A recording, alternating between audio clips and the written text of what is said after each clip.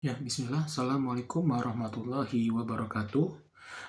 Pada pertemuan online ini, pembahasan kita adalah pengantar implementasi dan evaluasi sistem dengan tujuan pembelajaran, yaitu ya pada poin pertama adalah memahami konsep dasar implementasi dan evaluasi sistem informasi. Kemudian di poin kedua adalah mengetahui peran implementasi dalam pengembangan sistem informasi. Selanjutnya di poin terakhir adalah menjelaskan pentingnya evaluasi dalam meningkatkan efektivitas sistem informasi. Kita lihat di sini definisi dari implementasi dan evaluasi. Kalau implementasi sistem informasi itu lebih kepada proses penerapan sistem informasinya. Sedangkan evaluasi sistem itu adalah proses penilaian setelah implementasi sistem informasi. Jadi kalau kita membuat sebuah sistem informasi, kemudian sudah masuk ke tahap implementasi sistem, ya nggak serta-merta sistem informasi tersebut selesai proyeknya.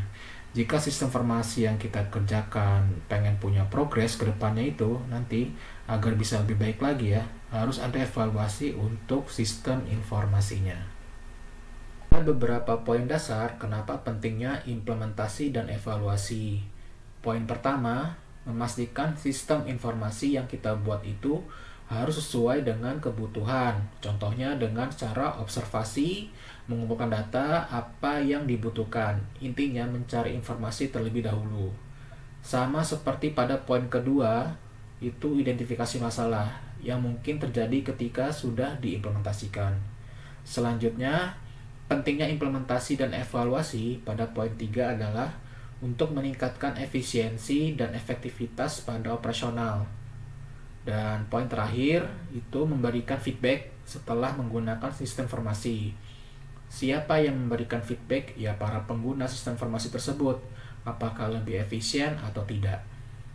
Tahapan SDLC atau Software Development Lifecycle adalah serangkaian langkah yang dilakukan untuk mengembangkan dan memelihara perangkat lunak. Salah satunya kalau kita membuat proyek sistem informasi, poin pertama adalah ada tahapan perencanaan. Yang pertama itu cari informasi untuk kebutuhan sistem informasi yang mau kita buat. Kemudian yang kedua itu menyusun strategi sampai ke tahap implementasi. Mana dulu nih yang harus dikerjain gitu ya. Selanjutnya jangan lupa memperhitungkan estimasi biaya yang akan keluar pada saat pembuatan sistem informasi. Masuk ke poin kedua, tahap analisis. Pada tahap ini kalian harus identifikasi kebutuhan dari pengguna sistem informasi, bisnis, atau dari pelaku bisnis dari stakeholder terkait. Kumpulin data untuk definisikan spesifikasi pada sistem yang dibuat dan melakukan studi kelayakan proyek sistem informasi ini. Dia analisis kelayakan ide proyek yang dilakukan sebelum proyek yang dibuat ini dilaksanakan. Studi ini juga biasa dikenal dengan istilah feasibility study. Tujuannya apakah proyek ini layak untuk dilanjutkan atau tidak.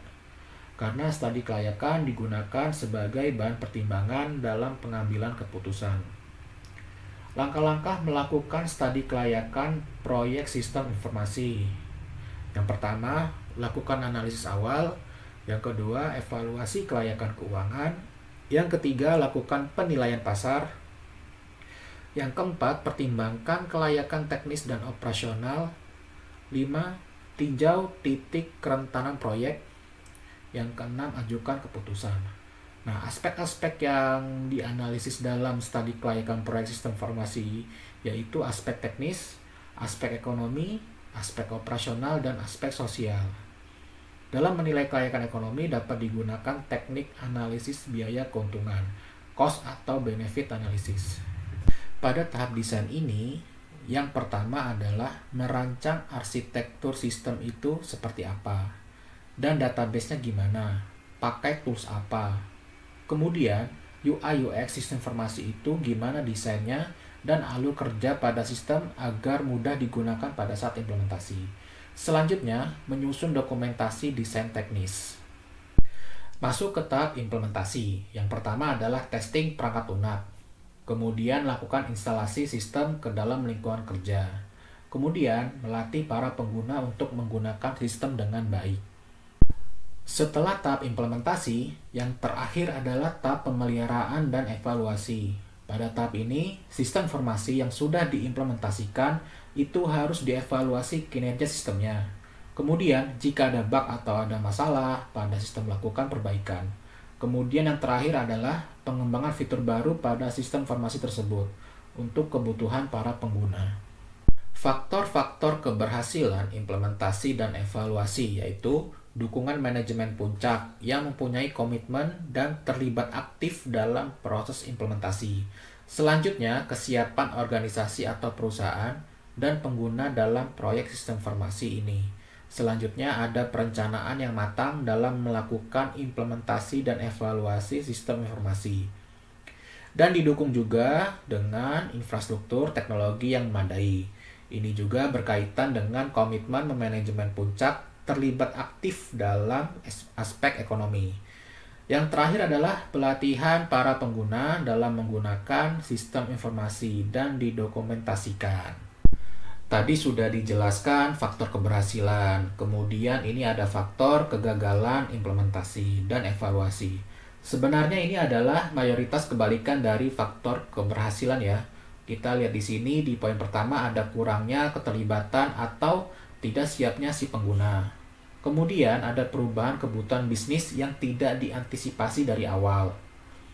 Kegagalan pada manajemen proyek karena tidak bisa manage aspek-aspek di dalamnya. Selanjutnya ada pemilihan teknologi yang salah, biasanya kurangnya identifikasi awal pada perencanaannya. Dan yang terakhir kurangnya pengujian sebelum implementasi. Dengan diadakan evaluasi sistem, evaluasi ini mempunyai dampak yang positif ya, seperti efektivitasnya penggunaan pada sistem, terus efisiensi dalam operasional, kemudian pengguna jadi puas ya dalam menggunakan sistem informasi tersebut, dan keandalan sistem karena efisiensi sistem tersebut. Metode apa sih yang digunakan pada saat evaluasi? Nah, di sini ada dua metode ya, ada metode kuantitatif dan metode kualitatif.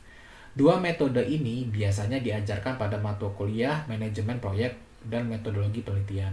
Biasanya di mata kuliah metodologi penelitian lebih fokus penjabarannya ya dengan dua metode ini. Kita lihat metode kuantitatif itu digunakan untuk meneliti sampel dengan menggunakan alat ukur yang biasanya disebut dengan instrumen penelitian. Biasanya metode kuantitatif ini menggunakan metode survei dan metode eksperimen. Contohnya seperti response time dan throughput. Kemudian ada metode kualitatif. Pada metode ini biasanya digunakan untuk menganalisis dan menjelaskan suatu fenomena, peristiwa, dinamika sosial, sikap kepercayaan, serta pandangan individu atau kelompok. Contohnya seperti survei kepuasan pengguna, wawancara, dan observasi. Selanjutnya ada tugas individu, kerjakan di kertas, selembar, tulis tangan, dikumpul di pertemuan offline selanjutnya. Jika ada pertanyaan, bisa di WA group tentang penjelasan pada materi ini. Oke, saya akhiri. Assalamualaikum warahmatullahi wabarakatuh.